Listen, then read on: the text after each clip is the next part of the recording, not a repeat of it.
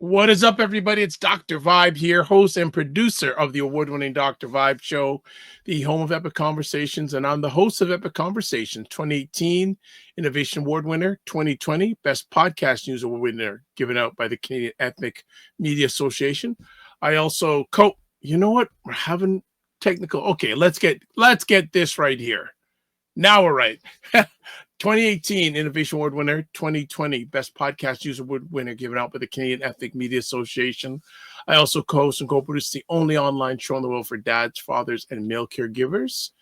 And since 2020, and now the teams reach out directly and indirectly to over 400,000 dads, fathers, and male caregivers around the world. As always, I'd like to say you're blessed, highly favored, a magnet for miracles, and a solution for someone's problem. And we are broadcasting live on Sunday, June 8th, 2025. And better weather in Toronto today. But you know what? It's more importantly, I get my shows mixed up here. It's Black Canada Talking with my good friend and associate, Cesar Ndema-Moussa. What is up, Cesar? Hello, Dr. Vibe. Hi, brothers and sisters, and hi to all of our allies. Thank you always for having me. Glad to be here. Clearly, it seems summer is before us. Unfortunately, the forest fires that are impacting the air quality. Yeah, the environment, it's not one of our topics, but I've been saying it for years. 21st century Pan-Africanism, Black consciousness, community building cannot be truthful without addressing climate change, the environment, and how it notably impacts us. As we saw with COVID, pandemics, but as we see in terms of climate change, the continent most negatively impacted are where you have poorer countries. It's easy to be thinking about the impact upon Africa and the Caribbean. So, yes. Just as you open that conversation topic as a mini conversation right now, what are your thoughts on the whole aspect of environmental racism? It's absolutely truthful. And this is why those who listen to us who are, environmentalists or who have more consciousness about the environment, I do apologize to them that I don't talk about it enough, contrarily to, for example, how much I read about it. Dr. Vibe, you get my professional emails, and I do share articles about that, and I try to awaken people. But, when we have a show in the limited amount of time, quite unfortunately, it's never a first thought in light of so many things. So absolutely, there is environmental racism.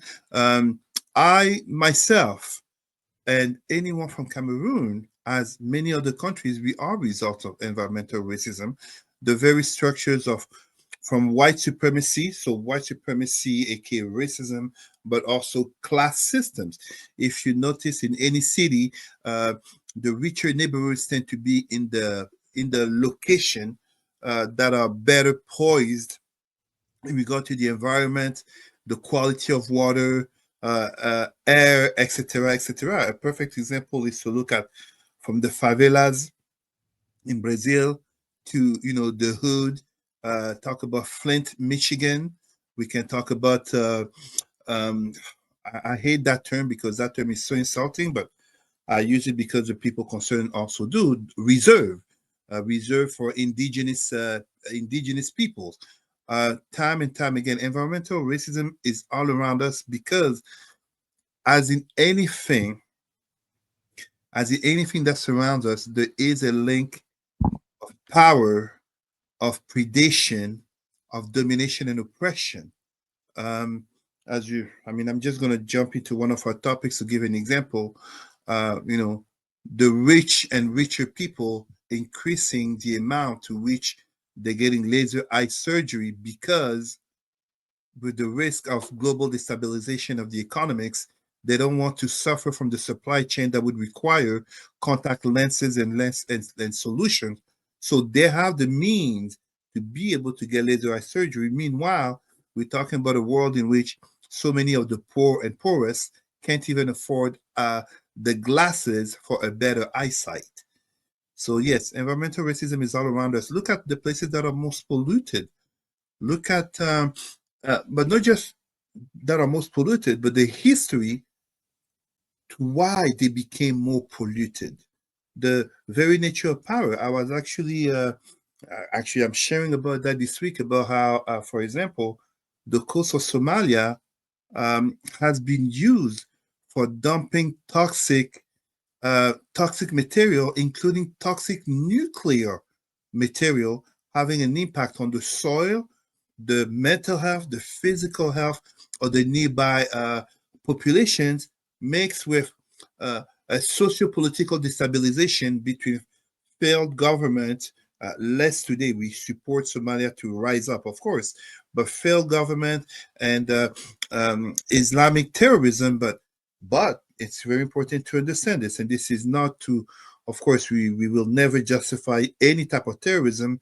But let's not forget, for many populations, they resort to terrorism or extremism due to poverty, and poverty never happens accidentally.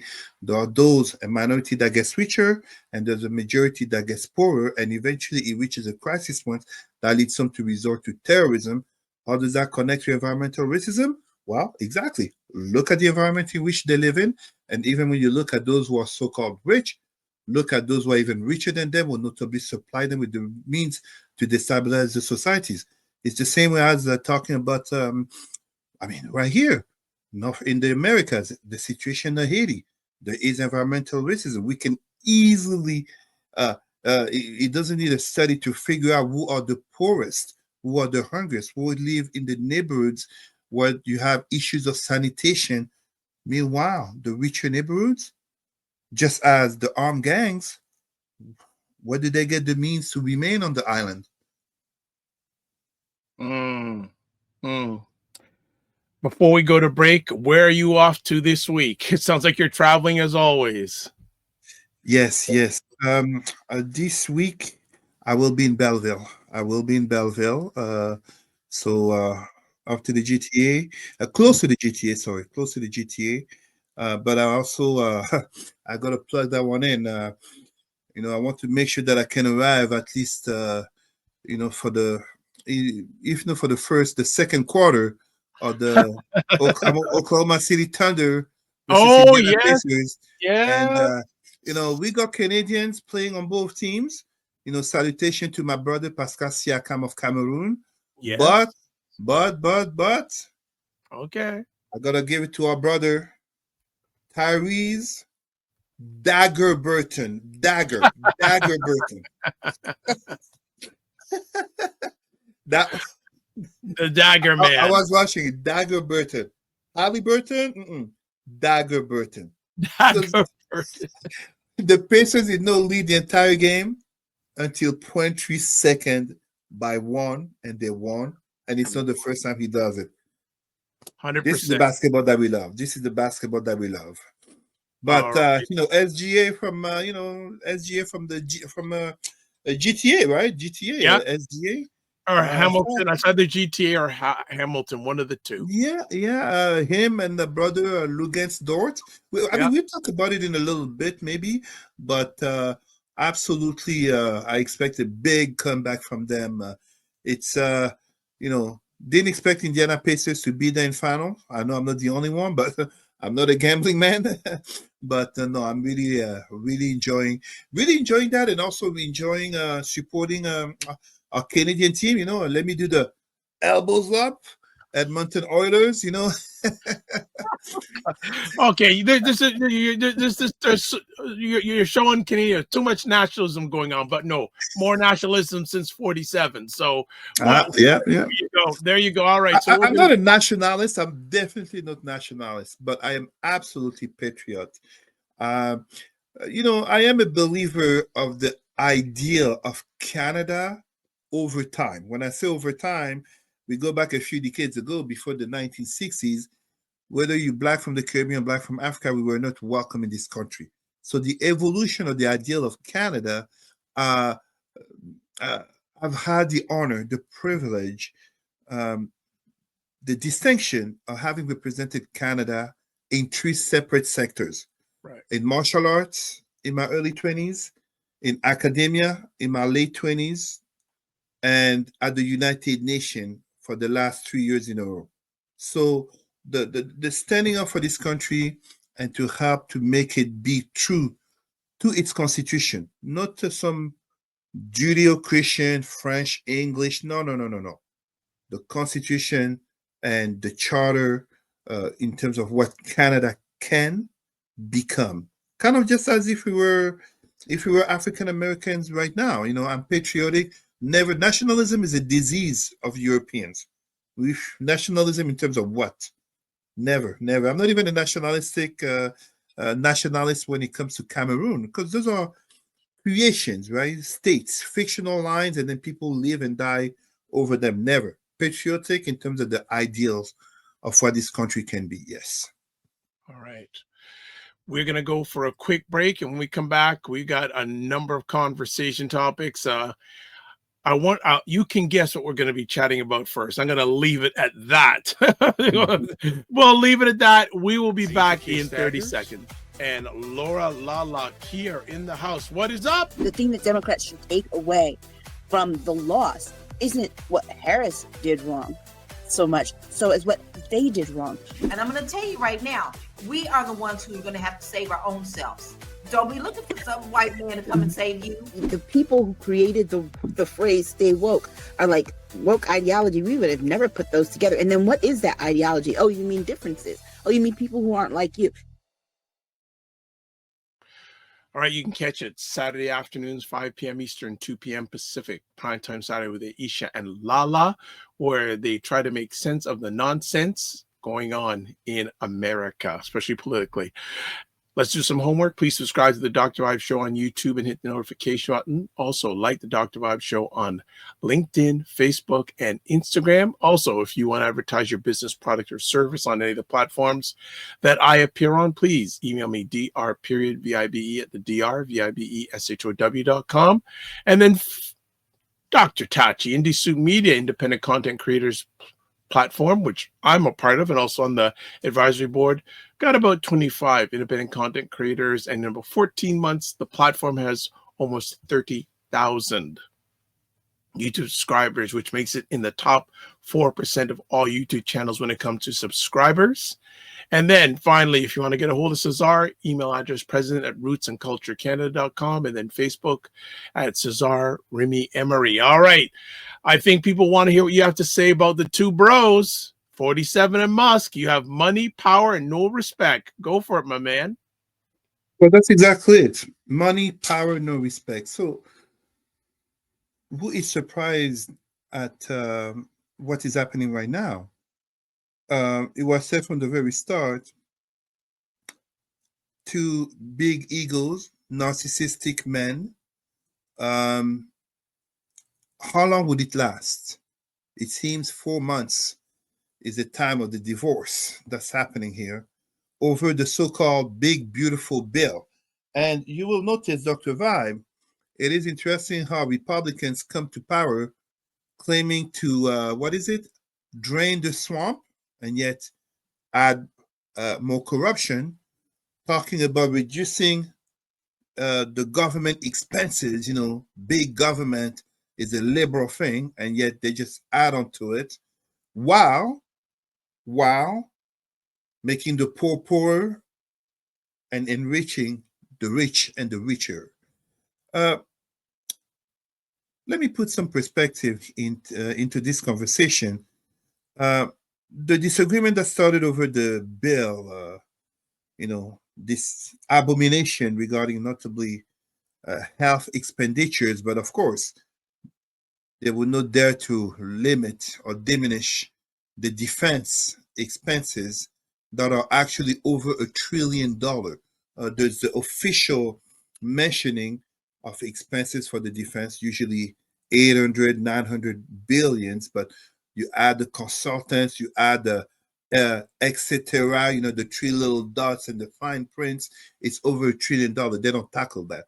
They also don't tackle, notably DOGE, the so-called the government Department of Government Efficiency, wouldn't tackle government excesses. And Trump called it, in the middle of this argument with Musk, a review of the expenses slash government contracts to Elon Musk. As rightfully he said, how come the Biden administration didn't address that? It's surprising, but it's surprising because the US government has become far too dependent on one man. Technically, for those who don't know this, and you can feel free, my friends, people listening, feel free to look at the evolution of Elon Musk's wealth, aka from PayPal to becoming this government contractor, to becoming the richest man in the world. It's the US government that made Elon Musk rich, and people investing in the trust that this guy is basically a money making machine by the dependency that he creates upon the US government, and by extension, relations with other governments such as China. You know, conflict of interest, very obvious, even more when you add the investigations that were to be launched upon him. So for Musk to turn to support Trump was strategically made sense. You know, because if the Democrats were to win, he would have been entering a cycle of court litigations with a negative impact upon his business. So, in principle, his support of Trump financially, as he put it very well himself, without him, Trump likely would not have won, and the Republicans likely would not have won in Congress. What is it, 250 million that he personally invested into the campaign? Many saying it was the biggest, and I think I even thought of it at once. The biggest positive investment, return on investment in terms of money to power. But Musk has been losing a lot. In this current, at one point he lost up to $200 billion. What's happening here is beyond the ego and narcissism of these two men. What's the other thing? Trump talking about wanting to sell off the Tesla that he got at the White House. Meanwhile, Musk going nuclear, revealing that Trump's name is in the Epstein files, and providing a video about it. But I want our people to understand something here, and this is I talked about this. I posted about this earlier today, but I didn't give much information. In Western history, I can think of three famous cases where money and power came in conflict.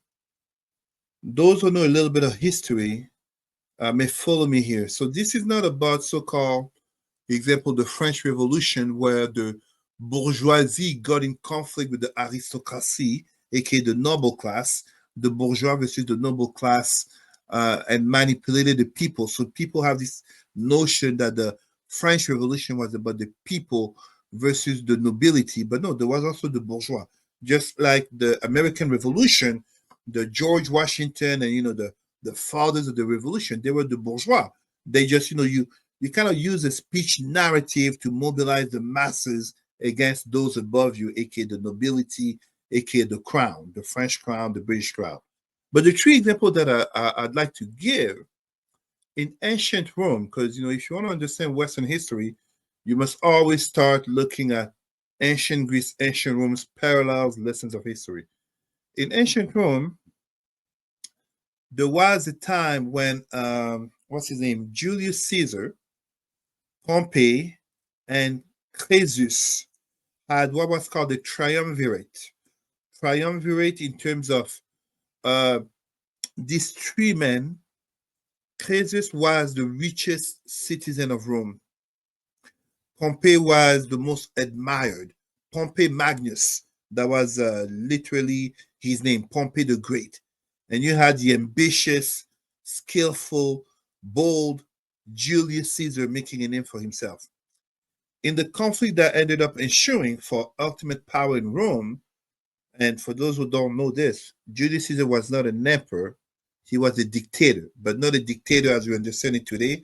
He was technically the ruler, but not an emperor. In the conflict that happened between the three men, Croesus the richest man, ended up dying in his quest of growing his power. The second example I would give is very interestingly the one in France, the Castle of Versailles, the Palace of Versailles, where King Louis XIV had a conflict with one of his minister, Nicolas Fouquet. Long story short, let me see if I have it right here. I have here the photo of one of our heroes of Black history, Alexandre Dumas, the writer of the Three Musketeers. And Alexandre Dumas, 19th century Black historian, white passing, sure, but he was mixed and often referred to as a monkey in 19th century France. The background of the Three Musketeers story and the Man in the Iron Mask is because Minister Fouquet, who was very rich, arguably the richest man of the Kingdom of France, threw a party that was so lavish that he made the king, the young King Louis XIV, aka the Sun King, envious and jealous. And from then, imprisoning Fouquet, Man in the Iron Mask, many historians assume, and leading to the construction of the Palace of Versailles. The last example I will give, Fouquet died in prison, for those who didn't understand it.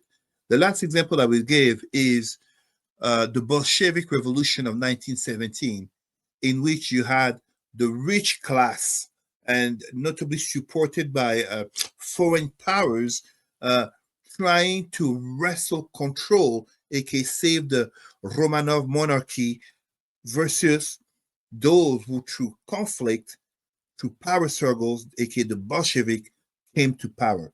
And of course, this rich class got borderline wiped out. Here, we have a situation where, what was his name again? Steve Bannon, talking about reviewing the legal status of Elon Musk. The man who jokingly called himself a true African American, who is born into privilege, aka Elon Musk's daddy was owner of, I think, a diamond mine in South Africa. He might become the first white man, expelled out of America, despite all his wealth and fame. It's still preemptive to say this. Maybe right now they're having a break from the one-on-one fight, but this also speaks to issues within the Republican, maybe not so much the MAGA movement per se, who like cultists are staying faithful to Donald Trump, but in terms of the Republicans, because effectively, Elon Musk is right. This big, beautiful bill is technically an abomination, and yet Elon Musk is the person who went in with a chainsaw to cut through government spending, as Bill Gates put it so well, the richest man in the world, causing the poorest people, notably children, to die due to cuts and unnecessary cuts and ineffective cuts, we must add, that he's making. Where is this going to go? Dr. Vibe, let me put it to you like this. Just as right now, Trump has sent the National Guard in LA to quiet the riots against ICE and immigration deportation. There is a group of people that's very nervous. You know what that is, Dr. Vibe? Who are nervous about the summer they may have. Like I said, it's going to be a hot summer. You were right. You were right. Those so-called Afrikaners fleeing a white genocide. What will be their fate when Elon Musk falls in disgrace? Because we know where that influence came upon Trump to bring them in. It's a hot summer, and we're only in the beginning of June. Well, and officially, summer hasn't started yet. Officially hasn't started yet. I got to catch up with the comments here. We've got Inspired Thoughts saying, good evening, gentlemen. Sorry, it took a while to get your comment, so I hope you're still here.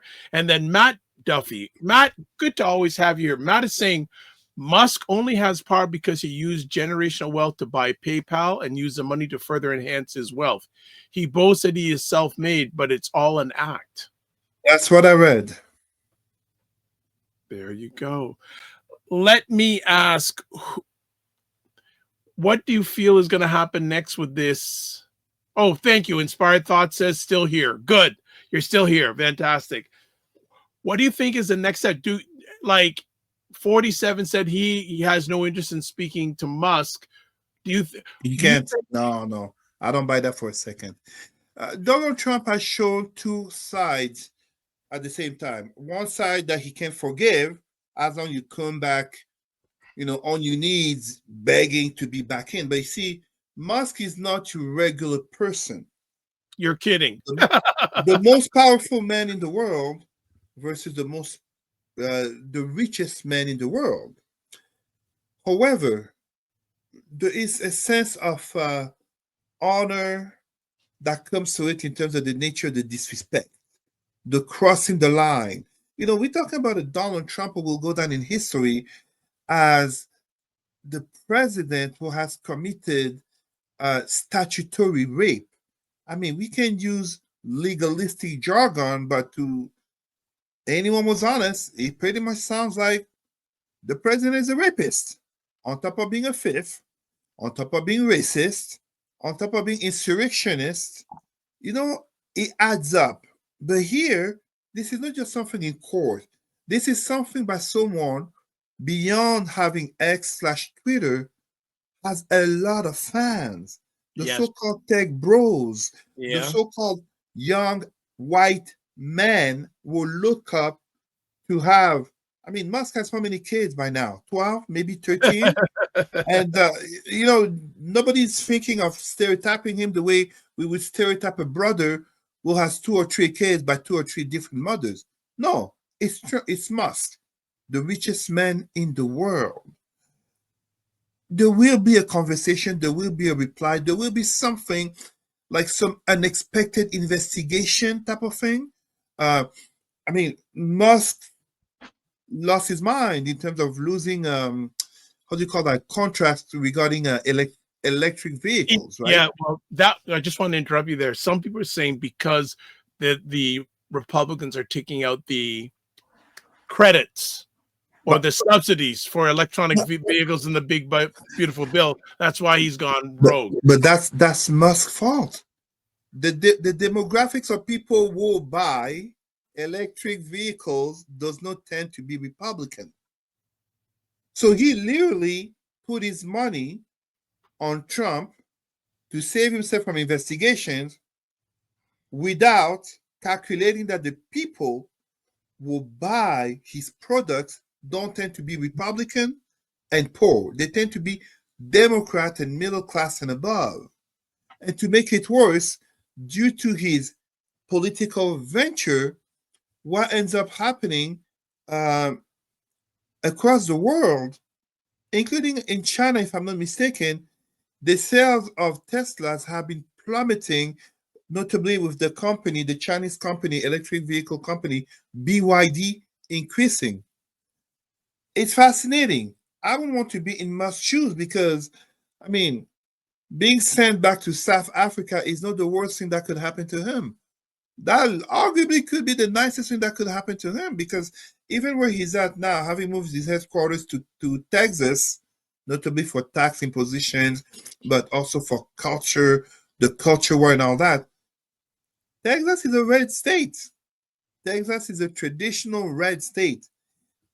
These MAGA, aka 30% of the Republican electorate, they're not going to move from Trump to Musk. And because, it's really like a back and forth, like a tennis game, Musk did have a very solid argument. Donald Trump is 3.5 years left. I don't think he will succeed to get a third term, etc., no matter what kind of foolish manipulation he tries to go by, or Mike Johnson basically bending over as usual. But Elon Musk has a few decades to go. He's only in his early 50s, if I'm not mistaken. So if anything, Elon Musk, unless he gets, how can I put it? an Epstein type of accident, if you know what I mean, we can expect Elon Musk for another 2 to 4 decades. Quite interesting. The right side of politics in America is literally being destroyed from inside out due to money, power, and no respect. I don't think Bush Sr., just as Reagan, and even Nixon, I'm not sure they would recognize the party, nor that they would approve not only of the man who is leading it, but also of the nature of the rivalries that are happening inside of it. Okay, comments here. Inspired Thought says, as for Bill Gates commenting on Musk, this is Bill distracting from the same thing he's accusing Elon of. I have to relatively disagree. And I say this because Bill Gates has committed himself to philanthropy, as Warren Buffett and a few other billionaires, that they want to give back to society. But indeed, the very notion of monopolies that have been applied in terms of techniques to, Bill Gates, Apple, etc., to have the wealth and power that they hold beyond economics, but also influencing politics. Microsoft has faced what likely, very likely, I think Elon Musk will face, the Sherman Antitrust Act. It's just a matter of time. I'm absolutely convinced of this. I always expected it to come following not so much the midterms, but as of 2029, if the Democrats come back to power, but it might come sooner than I thought under Trump, a breaking of Elon Musk wealth and companies due to too much of a dominating monopoly. Bill Gates and Microsoft went through this, notably in terms of Europe, the European Union courts. Apple notably went through this. I'll give you a perfect example. The very charging system of Apple and the monopoly that it created. Google and the search engines. And now the personal impact of Musk venture into politics is basically shattering a lot of shareholders' key positions in his companies. It's going to go far. This is it's the beginning of the game. It's just week one. It's just week one. And we know Donald Trump. We know Donald Trump. He's good at holding grudges. He doesn't let go. Well, that's the thing too, is that he can go. He's got the power to go far, but it's a very interesting contrast between both of them. Both of them are, in some ways, they're twin kids of different mothers. Well put. Well put. Twin sons of different mothers, and one, and I just really sit back, but again, diverting from all the other stuff that's going on in America that needs to be addressed. But it's not that I disagree, but the problem is that when you have a majority of Americans who choose to bring back to power such a character, I can expect. Yeah. Like, that's why I have no sympathy towards. I see videos of Latinos who voted for Trump, and suddenly they're mad because either them or the relative or the friends are getting deported. I have no sympathy for you. You knew the character. Yeah. Blacks who are Trump fans and victims of racism, I have no sympathy for you. Whites who voted for Trump and the undocumented partner from Mexico or some South American country, or the parents are suffering because of the Trump policies, notably regarding healthcare, I have no sympathy for you. I really mean it. I have no sympathy for you. You put this person knowingly in power, convinced that the harm he openly claimed he would enact upon people would not touch you. Yeah, because once it starts with one group, it's just on to the next group. There you go. Right. So no one should feel safe. Well, look who's in the house. Michelle Baptiste says, "Good evening, good people. Nice to see both of you. I hope that you are both Hello, Michelle. good to see you." All right. Because I know Cesar's time is in because he wants to get on the road. Next conversation topic. June is Mental Health Month. Yes. An important conversation that we must have, whether we're talking about PTSD, post-traumatic stress disorder, but something people don't talk about enough, the very notion of vicarious trauma, how you can have trauma not directly impacting you as a first person, but through the experience of someone else. Example being the parent of a child that has experienced some serious negative thing, or in the workplace due to compassion fatigue, anxiety, depression. And as we are having this conversation, let us not forget that June being mental health month, awareness month, there is a particular aspect of mental health that needs to be addressed regarding minorities, especially indigenous and Black men.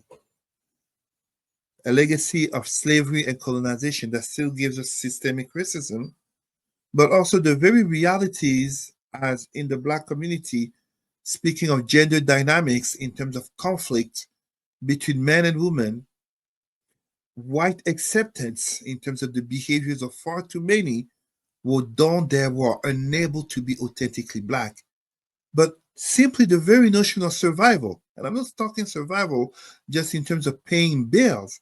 I'm talking survival, keeping your head straight if you live notably in an environment of temptation, keeping your head straight and your heart as straight or as pure as possible if around you you don't see role models.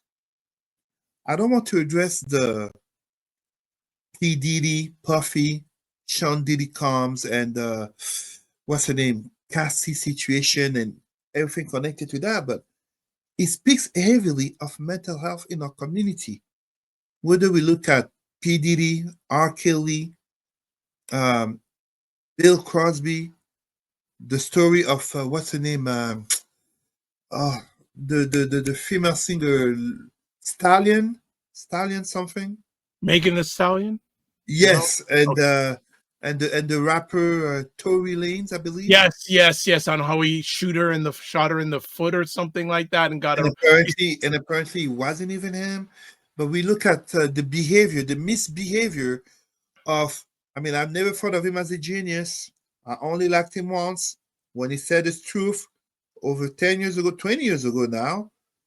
Kanye West, and I repeat, Kanye West. I mean, that's mental health in the Black community. And we can go before that.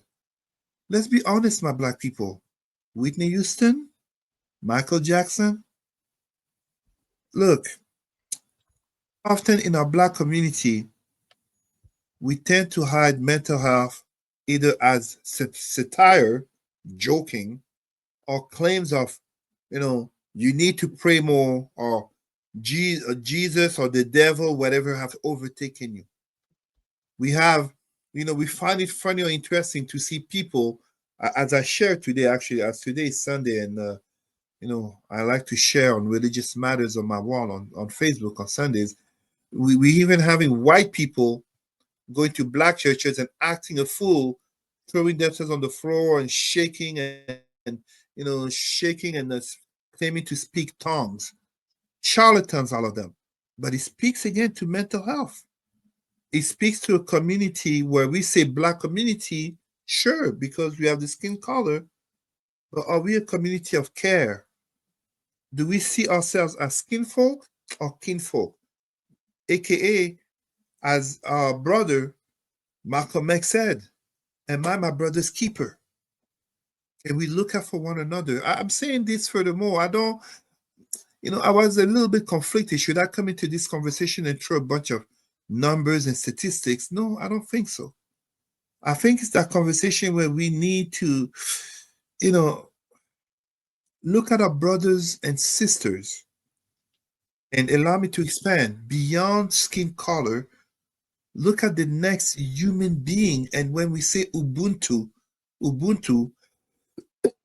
philosophy of the Xhosa people of South Africa, aka Madiba, Nelson Mandela, Desmond Tutu, I am because you are, that recognition of humanity, that's mental health. That's literally the very, you remember this, Dr. Vibe. It's the difference between thinking a mama's joke, calling each other the N word, the Yep. B word, the S word, the C word. I don't know, you name it. Is it really funny? Or does it speak to how disconnected we are to our soul, to our humanity, to the very thing that makes it that crabs in a barrel mentality? Crabs should not even be in a barrel. Mhm. When we get a racist white cop, I don't want to put all cops in the same basket, nor even all white cops in the same basket. When we get a racist white cop shooting at a brother or a sister, they're not shooting wondering whether which side of the Atlantic Ocean we come from the motherland or from one of the stops of the slave ship. They're not looking at status, education, do we own, do we rent, etc. We tend to be killed. We tend to be made into the next George Floyd. We tend to be made into the next Sandra Bland, the next Abdirahman Abdi, the next Regis Korchinski Paquet, and so many other names that I can name around the world. We tend to be killed simply because you are black, while at the same time in our own community, far too many don't feel it is a community of care. Far too many feel it is something lacking when we have charlatan pastors and priests, to be honest, and imams will preach to a white God due to the alienation of slavery and colonization. Meanwhile, they don't truly uplift the community. We have artists who will keep portraying this lavish lifestyle, pushing people who don't have the means to go spend, not as consumers, but in the spirit of consumerism, to feel alive. They overspend. It's kind of like that logic about the cars with the rims and the big screen TV in the poor neighborhood. Misplaced financial priorities that speak to the misplaced mindset. And who truly ends up suffering? The child. A lack of role models. And I'm not talking role models in terms of just having black leaders as historical black leaders as Dr. Martin Luther King or, Nelson Mandela or even Obama. No. I'm talking about being able to have our young children, elementary as high school, being able to think of a role model who looks like them without being someone on TV, someone on Instagram, someone on whatever app that they're using, but someone they can have a conversation with, they can call, who can hold a hand, who can say, I love you, care about you, who doesn't, how do you call that? Who doesn't call them by the N word? It's sick. It speaks to the disconnection about us. We can have this conversation about statistics and numbers, but when we have so many brothers and sisters who commit suicide or who commit acts of violence because mentally they're not well. I read the story, I think it was in April. Yes, it was in April as I was at the United Nations. This young 14-year-old black youth was shot and killed a black cop. But his mother and aunt in Newark were drug gang leaders. That's some serious dysfunctions right there. This mother and aunt likely are born in such a toxic environment that by default, the children that they had were condemned. We basically, it's called the broken cycle. Broken individuals with a broken mindset tend to repeat broken, and by such, they reproduce children, ACE, adverse childhood experiences, social determinants of health, etc. They reproduce children who born in such an environment of a broken cycle will tend to repeat the behaviors of the adult they see with catastrophic consequences. Catastrophic consequences. Well, I listening to what you shared. It's that old lesson: hurting people hurt people, and Absolutely. then also specifically when it comes to men, and we're going to talk about men's mental health. This is also the month of Father's Day, and also in North America, 80% of the suicides that are committed by Or people by men. 45, and same thing with teenage men too. Yeah. It's interesting. I won't get into too much details. I've had preview to look at this. There's an organization called Movember that many people may have heard of. You hear about them in their cancer November, and their November month raising funds. They are going to be releasing in the very near future a proposal to they're forwarding to the Canadian government for a national men's health policy.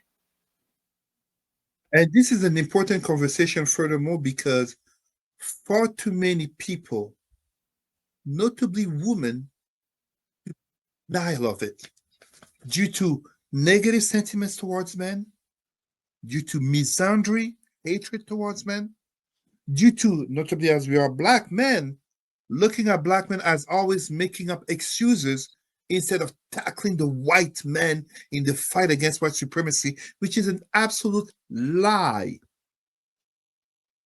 Yes, as any community, we have black men who have failed and who are still failing to be standing, not just for the community, but for their own family, and especially for themselves in terms of who and what they can be. Absolutely. But this is not exclusive to black men. Mm.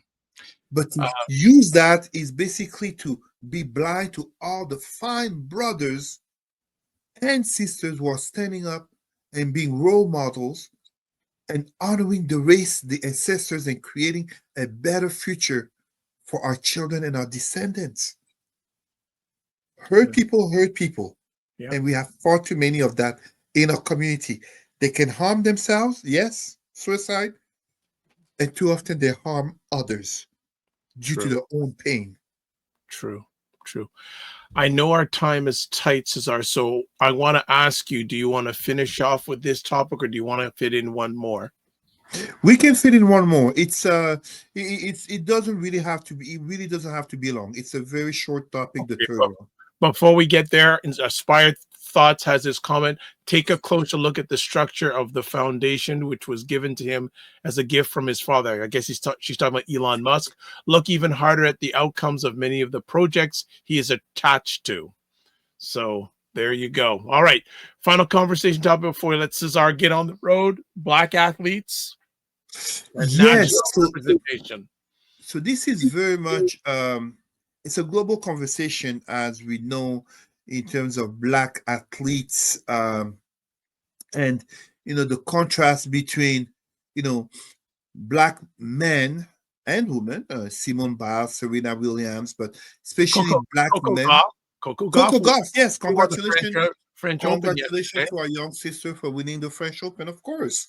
But it's a conversation regarding how black bodies are celebrated in victory, and yet in defeat, racism tends to lurk in.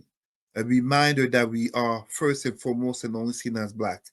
But I didn't mean to bring this conversation at a global level. I wanted to keep it Canadian, and more specifically, the province of Quebec. Because tonight, for the Indiana Pacers, there will be Bénédicte Mathurin, who will be playing. And for the Indiana Pacers, there will be Lugens Dort. Very interestingly, These two brothers will play on different teams, are born in the province of Quebec. And there was a conversation, no, there is a conversation ongoing about whether, because many newspapers and also media, including RDS, basically the French TSN, have been advertising them as two Quebecers in the NBA Finals. And many blacks, including me, have taken offense to that. Not because it's not true, they're born in Quebec, of course. But not only Quebec is not a state. So the Canadians, in the context of the NBA, but let us not forget that the province of Quebec is a province for our American friends. Province in Canada is the equivalent of state in the USA. The province of Quebec does not recognize systemic racism. And as such, what ends up happening is that when you have a black person who shines and becomes a public figure, when he's doing good, he tends to be referred to as Quebecer, Canadian, American, you name it, Christian. But when he fails or he brings disgrace, suddenly he's turned back to his roots, to his origins. The Haitians, the Jamaicans, the Nigerians, the African American. It's no longer the American, it's the African American. And that's if it's not simply the black, as a negative connotation. So I support our brothers and sisters in Quebec who have been keeping vigilance on making sure to point out the hypocrisy of Quebec in terms of government and society, in reminding them the same two brothers, Benedict Mathurin of the Indiana Pacers and Luguentz Dort of the Oklahoma City Thunders, if they were negatively portrayed in media, they would be talked about as two Quebecers. They would be talked about simply as two black men.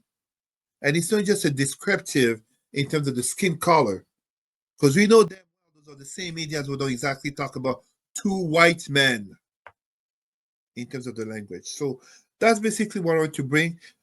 It's good to represent the nation, the state in which you're born, and that has given you opportunity. As I was saying early in the show, I'm a very patriotic Canadian. I grew up in France, elementary school. I'm born in Cameroon. I am proud of all my roots. Ethnically, my wife is African American.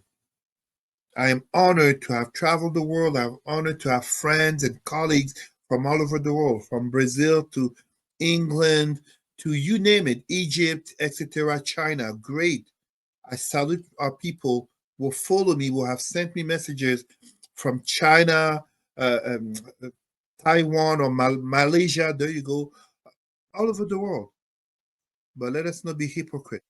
Let us keep vigilance when we are celebrated versus when we are seen negatively, the type of discrimination and racism that is used in language against us. Great way to close out today's conversation. Fantastic. So that is it for the conversation today. And Cesar, as always, want to say thank you for joining us today. One last thing, actually two things. First of all, Yes. Inspired Thought says, sorry, I was speaking about the Gates Foundation. So, yes, I figured when you said okay. foundation, yes, I figured, yes. So Thank you, correct. brother. And he is right. Yeah. Like I said, I relatively agree because it's true. I mean, look, let's face it, money, power, no respect. People act according to the interests. Ultimately, we shouldn't be there having an issue with Bill Gates, Elon Musk, or even Donald Trump. We have to build stronger black communities to have stronger black nations, but that can only start if we have stronger black families born from stronger black individuals, starting in their identity. Not identity simply in terms of skin color. I am not a proponent of the "we were kings" or "we was kings," whatever the racists online put it. No, but we have to know our roots in order to build a better present and inspire a better future. So it's in that sense. Musk, Gates, Trump, they come and go. We are still here, but we cannot still be here at the bottom. We got to rise, and in rising, we will find not only allies, of all colors and shades. How many of our people know Uncle Ho, aka Ho Chi Minh of Vietnam Ho Chi Minh Trail. in the 1920s? In the 1920s, one of the people who inspired him was hearing speeches of a man by the name of Marcus Garvey. Nice. How many people know that? Let us be that community. Let us be that community that inspired beyond dancing and sports and whatever other foolishness or new trends some Black people put online. Let us be that community that is respected because we build ourselves. And you know what? There are many white allies. There are many Asian allies. There are many brown, Latino, you name it, indigenous allies. But we have to also be allies to our own betterment. Inspired Thought says, agreed, Cesar. And also Michelle Baptiste says, generational trauma is a real thing. Absolutely. Absolutely. You're on bi-weekly, so you won't be on next Sunday. So I'm going to ask you quick. Next Sunday is Father's Day. Any thoughts and reflections before we let you go?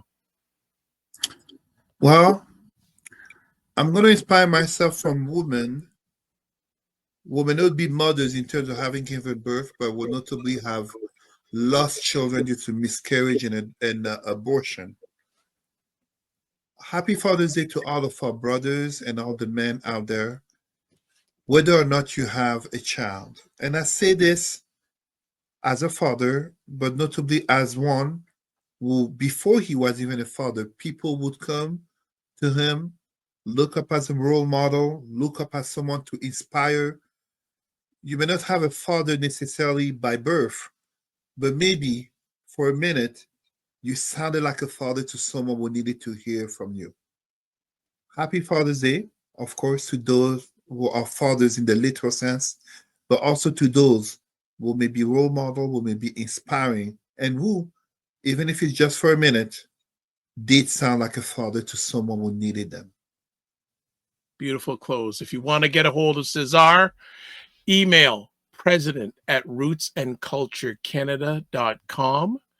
And also you can catch him on Facebook, Cesar Remy Emery. Cesar, travel safe as always. Thank you. Thank you, Dr. Vibe. Thank you, everyone. All right. Take care and be well. Keep the and love to the family. Take care. Thank you. All right, everybody. That is it for another episode of Black Canada Talking. So before we close it out, please subscribe to the Dr. Vibe Show on YouTube and hit the notification button. Also, like the Dr. Vibe Show on Facebook, LinkedIn, and Instagram. If you want to advertise your business, product, or service on any of the platforms that I'm on, email me dr.vibe@thedrvibeshow.com. And finally, you can watch replays of Black Canada Talking at the Dr. Vibe Show on YouTube, Facebook, and LinkedIn, and at the Dr. Vibe Show website, the drvibeshow.com. Also, you can get a hold of me at my website, also on YouTube, Facebook, and LinkedIn, the Dr. Vibe Show, Instagram at the drvibeshow, X/Twitter at drvibeshow, email dr.vibe@thedrvibeshow.com. Also on Substack, drvibe.substack.com/subscribe, and on Blue Sky, drvibe.bsky.social. We close it out like this. Live your life as a dream. If you can dream it, you can make it. Sometimes you have to get small to get stronger. Block assumptions. Aim bigger, aim better, aim higher, aim wider. Love, faith, and respect. Don't just manage your time, manage your energy. And remember to give yourself grace. And if you're not making money, make history. But try to do both. And always make it better. Thank you, everyone, for watching. It's appreciated and not taken for granted. God bless. Peace well. Keep the faith. Walk good. And we'll catch you soon.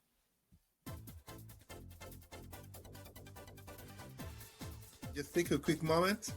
Yeah. You just introduce yourself. Let Dr. Vibe welcome you into the show. As I told you, Dr. Vibe. No. I welcome. I'm really good to have you here. I didn't want to. You were on a roll. I didn't want to interrupt. You were on a roll, but In an award created by whites, dominated by whites, run by whites, and you're a billionaire, bro. FYI, I don't. It's probably the first time of the year that I use the word bro. yes, it is. That's the first time, as long as I've known you, you used it. My daughter would laugh. But for many people, the economy ain't great. Cesar, there we go. I saw that. I saw that.